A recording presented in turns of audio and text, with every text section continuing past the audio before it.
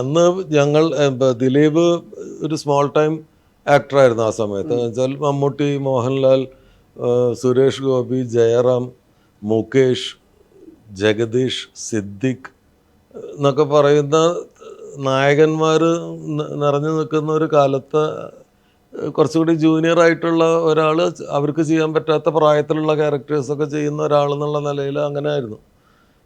ചില സിനിമകൾ ഹിറ്റാവും. അങ്ങനെ സല്ലാപം വന്നപ്പോഴാണ് ദിലീപ് കൂടുതൽ ലവബിളായത്.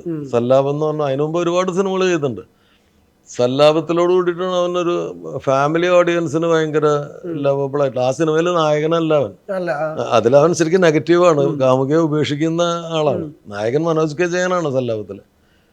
അപ്പം അത് കഴിഞ്ഞ് അതിനു മുമ്പ് ഞാനും ദിലീപൊക്കെ ഒരുമിച്ച് അസിസ്റ്റൻറ്റ് ഡയറക്ടേഴ്സായിരുന്നു. അപ്പം ഞാൻ എൻ്റെ സിനിമ ചെയ്യുമ്പോൾ എപ്പോഴും ഞാൻ ഒരു പഴയ ഓഡിയനാണ്, ഞാൻ നായകൻ്റെ ആളാണ്.